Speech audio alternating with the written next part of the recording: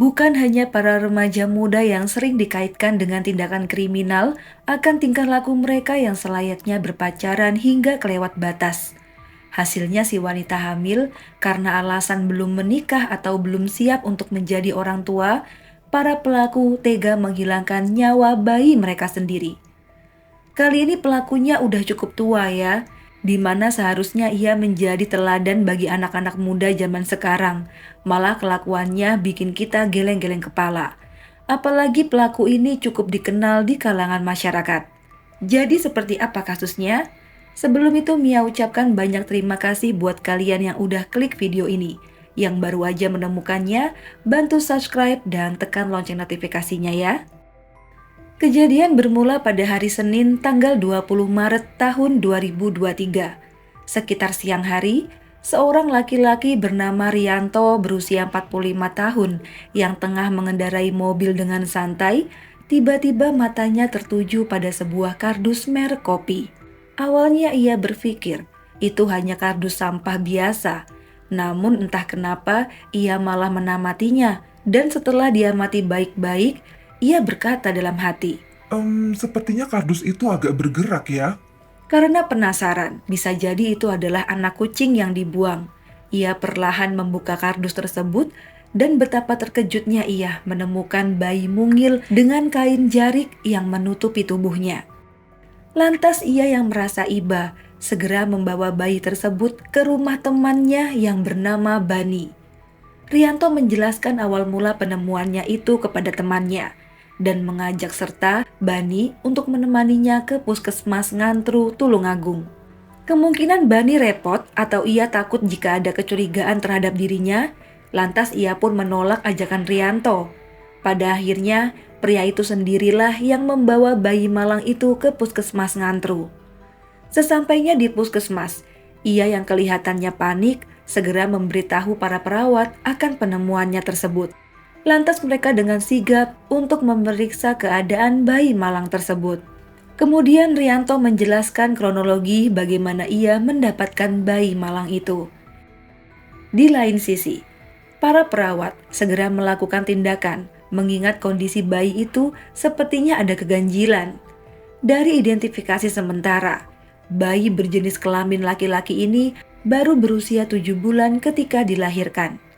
Dengan bobot 1,7 kg dan panjangnya 40 cm. Kulitnya membiru dan plasentanya belum terpotong.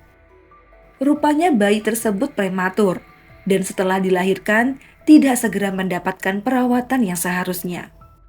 Segera saja tim medis memberikan pertolongan bantuan oksigen, resusitasi pijat jantung, dan juga dihangatkan.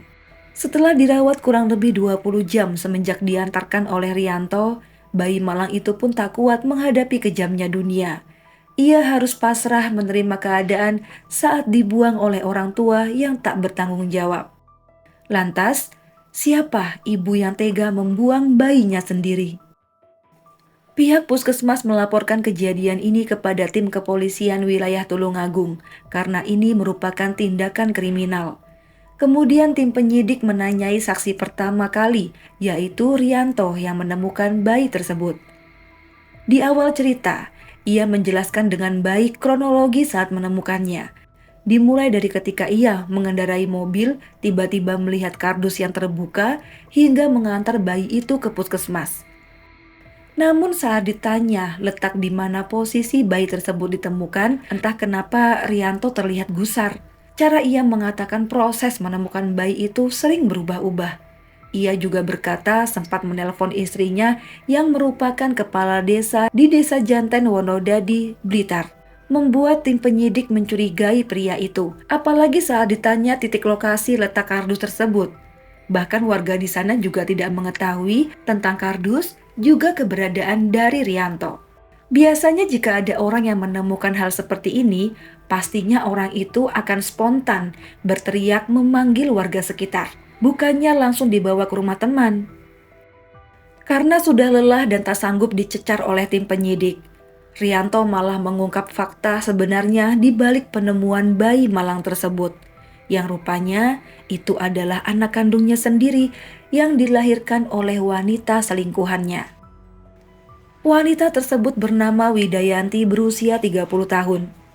Ia adalah seorang istri dari seorang tenaga kerja laki-laki di Taiwan. Merupakan warga Srikaton, Kecamatan Ngantru, Tulungagung. Namun karena sang suami sedang merantau ke luar negeri, ia lebih sering menemani orang tuanya di Desa Janten, Wonodadi, Blitar, tempat istri dari Rianto menjabat sebagai kepala desa. Hubungan perselingkuhan mereka ini sudah berjalan dari bulan Agustus tahun 2021. Namun hubungan badan mereka dilakukan pertama kali pada November 2021. Entah apa di benak kedua remaja tua ini. Padahal yang satu memiliki istri dengan jabatan keren, yang satu lagi suaminya sedang berjuang di Taiwan yang gajinya lumayan tinggi. Mereka malah bermain api di belakang pasangannya masing-masing, memadu kasih, beradu badan, hingga di bulan September 2022, Widayanti merasakan gejala aneh pada tubuhnya. Rupanya ia telat datang bulan. Namun karena tak ingin gegabah, ia menunggu hingga bulan depan untuk memeriksakannya. Dan tibalah di bulan Oktober 2022. Setelah memeriksakan diri, hasilnya adalah ia positif hamil. Betapa syoknya Widayanti. Segera saja ia memberitahukan perihal ini kepada sang kekasih tercinta. Tambah terkejutlah pria itu mendengar kekasihnya hamil. Disinilah kekhawatiran mereka berdua. Mulai merencanakan pergi ke dukun bayi untuk mengaburkan kandungannya, hingga ke paranormal untuk memindahkan bayi tersebut ke orang lain. Tapi apa ada ya orang sakti yang bisa mindahin kehamilan? Dari hari ke hari, mereka yang tak bisa tidur selalu terbayang ketakutan jika ketahuan akan kehamilan Widayanti. Karena pastinya perut itu akan semakin membesar. Ia tentu tidak mau jika istrinya dan suami Widayanti mengetahui hal ini. Bisa runyam dan pastinya akan menanggung malu. Singkat waktu, karena tak berhasil mencari orang pintar itu, mereka mencari informasi tentang obat penggugur kandungan lewat daring. Akhirnya mereka menemukan apa yang mereka cari. Tak ingin menunggu lama, segera saja ia memesan obat tersebut pada 10 Maret 2023. Tanpa tahu benar atau tidaknya obat itu. Disclaimer dulu ya teman-teman. Hati-hati loh mengkonsumsi obat-obatan yang gak jelas, apalagi dipesan lewat online. Banyak orang tertipu saat membeli lewat daring. Jangankan obat, beli baju aja kadang yang dikirim malah sendok. Kembali ke Rianto. Ia berhasil mendapatkan obat tersebut pada tanggal 15 Maret 2023 dan Widayanti meminumnya pada Minggu malam tanggal 19 Maret. Obat tersebut terdiri dari beberapa tablet. Minumnya dengan aturan jeda 1 jam. Dan yang terakhir, tablet itu tidak diminum, melainkan dimasukkan ke dalam kemaluan. Akhirnya pada keesokan hari, Widayanti melahirkan anaknya di kamar mandi rumah orang tuanya di Desa Janten, Wonodadi, sekitar pukul 10:30 pagi. Aduh, gak kebayang ya rasa sakitnya teman-teman. Menurut informasi dari media berita yang berhasil Mia rangkum, setelah melakukan persalinannya itu, bayi tersebut masih dalam keadaan hidup. Segera ia memanggil Rianto dan memberikan bayi itu dengan diselimuti kain jarik.